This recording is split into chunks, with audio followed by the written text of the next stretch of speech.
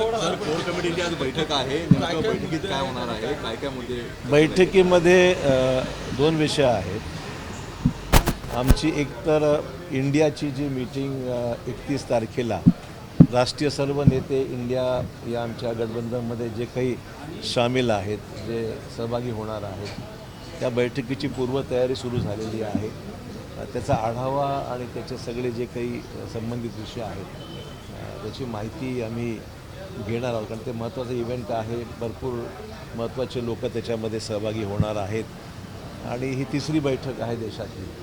त्यामुळे त्या बैठकीची पूर्वतयारी ही तेवढ्याच पद्धतीने चांगली झाली पाहिजे आणि म्हणून त्याचा एक आढावा दोन बैठका झाल्यात आमच्या, तर त्याचा एक आढावा आम्ही घेणार आहोत. आणि आपल्याला कल्पना आहे की प्रदेश अध्यक्षांच्या अध्यक्षतेखाली एक कोर ग्रुप केलेला आहे. त्याच्यामध्ये आगामी निवडणुकी संदर्भामध्ये जे काही जिल्हा पातळीवर जी परिस्थिती आहे त्याचा वेळोवेळी आढावा घेण्याचं काम सुरू आहे सध्या. तर त्याचा थोडक्यात सुद्धा आढावा याच्या मीटिंगच्या अगोदर होईल असं अपेक्षा. दुसरा प्रश्न असा आहे, शरद पवारांची भूमिका स्पष्ट होत नाही, त्यामुळे काँग्रेसने कुठेतरी बी प्लॅन केलेला आहे. शरद पवारांशिवाय तर राष्ट्रवादी मला याची कल्पना नाही. कुठलं ABC याची काही कल्पना नाही आहे. माझा मुद्दा एवढाच मर्यादित आहे की मी मागेच म्हणालो आहे की संभ्रमाचं वातावरण लोकांमध्ये आहे, नाकारता येणारच नाही ना. कारण की कौटुंबिक विषय काय असू शकतात वगैरे असं खुलासे ऐकायला मिळतात. राजकीयदृष्ट्या संभ्रमाचं वातावरण निश्चित आहे, नाकारता येत नाही. आणि त्यामुळे या वातावरणासंदर्भामध्ये त्यांच्या ज्येष्ठ नेतृत्वाने जितक्या लवकर भूमिका स्पष्ट करून कामाला लागले तर योग्य होईल. त्याच्यामुळे संभ्रम निश्चितच लोकांच्या मनामध्ये आहे. म्हणजे आमचा विषय सोडा, पण सामान्य माणसाच्या मनामध्ये संभ्रम निर्माण होतो हे नाकारता येत नाही. काँग्रेस स्वबळावरती तयारी करते. तशा कुठल्याही निष्कर्षाला आम्ही आलेलो नाही आहे.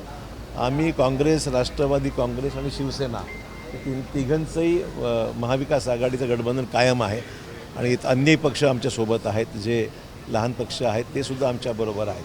त्यामुळे महाविकास आघाडीच्या एकंदरीत राजकीय ह्याच्यामध्ये जडणघडणीमध्ये कुठलाही फरक पडलेला नाही आहे.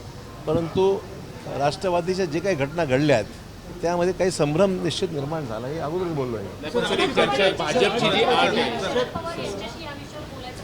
नाही, आम्ही अजून चर्चा नाही केली आहे. कदाचित राष्ट्रीय पातळीवर त्यांची चर्चा होत असेल याची मला जाणीव आहे. भाजपची जी अट आहे की शरद पवार आल्याशिवाय राष्ट्रवादीचा गट नसावा, त्यामुळे अजित पवार जे आहेत, अजित पवार फक्त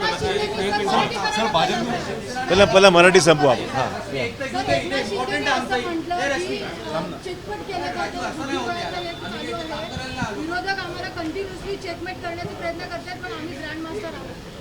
आता बुद्धिबळ आणि चिटपट हे विषय मला वाटतं स्पोर्ट्स हा राजकारण हे स्पोर्ट्समन स्पिरिटमध्ये खेळलं गेलं पाहिजे हे निश्चितच आहे. पण याची तुलना त्याशी करणं उचित नाही आहे. आपलं क्षेत्र वेगळं आहे. आपलं त्यांच्या क्षेत्रामध्ये आपण न घुसता आपलं क्षेत्र लोकांपर्यंत जाऊन लोकांच्या अपेक्षा महाराष्ट्राच्या एकंदरीत ज्या आहेत त्या पूर्णत्वास नेण्याकरता प्रत्येक राजकीय पक्षाने प्रयत्न केला पाहिजे.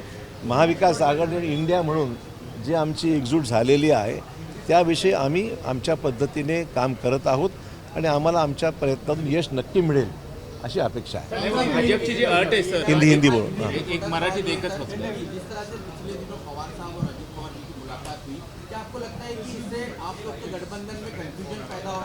हमारे गठबंधन में कोई कन्फ्यूजन नहीं है. जहाँ तक कांग्रेस का सवाल है, कांग्रेस हो या शिवसेना उद्धव ठाकरे जी की, उसमें कोई कन्फ्यूजन नहीं है.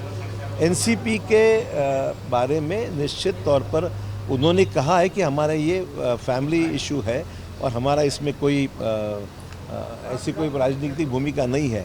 पर मेरे को लगता है कि लोगों में उसके गलत सिग्नल जा रहे हैं उसके वजह से, और लगातार ये चीज़ें आने से एक लोगों में एक संभ्रम का वातावरण निर्माण हुआ है.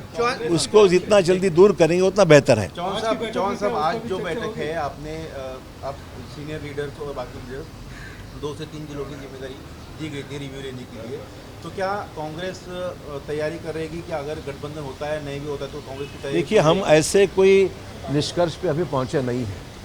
हम तो महाविकास आघाड़ी गठबंधन के नाम से ही चुनाव लड़ना चाहते हैं.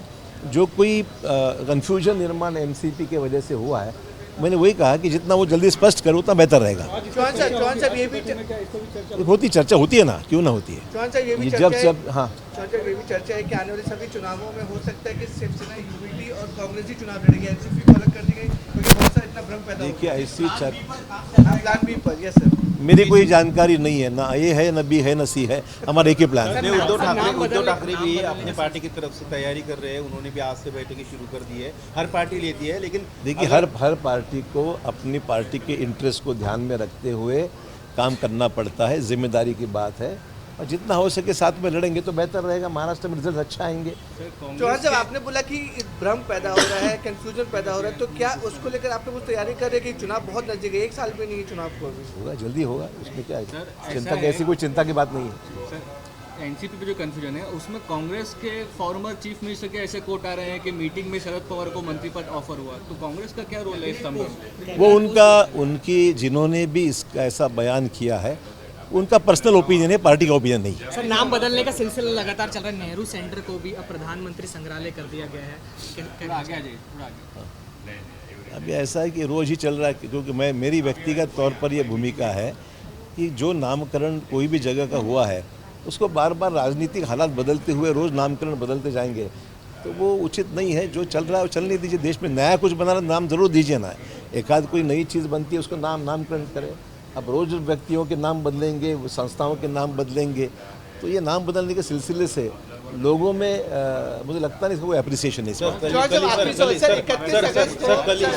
कल ही प्रधानमंत्री जी ने कहा कि तुष्टीकरण नहीं होना चाहिए और एकता जरूरी है, लेकिन दूसरी तरफ हम देख रहे हैं कि एक वीडियो भी ट्वीट हुआ है जिसको लेकर एमआईएम ने भी सवाल उठाया कि मुंबई जैसे कॉस्मोपॉलिटन सिटी में जय श्री राम के नारे लगाने पर एक युवक की बहुत गहरी में पिटाई हो रही है। वैसे श्री राम का नाम हो, बजरंग बली का नाम हो, ये जो हमारे देवी देवताएं हैं उनका हम सभी को आदर है, सबके श्रद्धा की बात है, तो वो घर में होनी चाहिए। मंदिरों में जाके दर्शन कर सकते हैं, मस्जिदों में जाके नमाज कर सकते हैं, और इसका राजनीति में उसका कोई इस्तेमाल करके अपनी राजनीति को आगे बढ़ाने का जो प्रयास हो रहा है वो ठीक नहीं है। सर 31 तारीख को और 1 तारीख को इंडिया की मीटिंग है, थोड़ा सा आगे उद्धव ठाकरे साहब का कहना है कि कोई बड़े नेता को इस इंडिया का संयोजक या फिर चेयरपर्सन नहीं बनाना चाहिए क्योंकि वो हो सकता है पर्सनल पार्टी या जो पर्सनल दौरा वो इफेक्ट पड़ेगा। मैं देखो, बड़े हम नाम को नहीं संयोजक बनाया उद्धव जाएगा। ठाकरे जी के बयान पे मैं कोई टिप्पणी नहीं करूंगा। ये राष्ट्रीय इशू है, उनको जो भी उचित लगता है वो राष्ट्रीय मीटिंग के फोरम में रखें। लेकिन वो इंडिया ये बाबा सामने एक मिनट, ये के राजा। पार्टनर भी हैं, वहाँ कुछ बड़ी पार्टी का पूरा जो ऑर्गेनाइजेशन है वो इस वक्त उद्धव ठाकरे ऑर्गेनाइज कर रहे हैं। देखिए हमारा काम है यहाँ का संयोजन करने का काम है, बाकी एजेंडा का इशू जो है वो राष्ट्रीय स्तर पर तय होगा।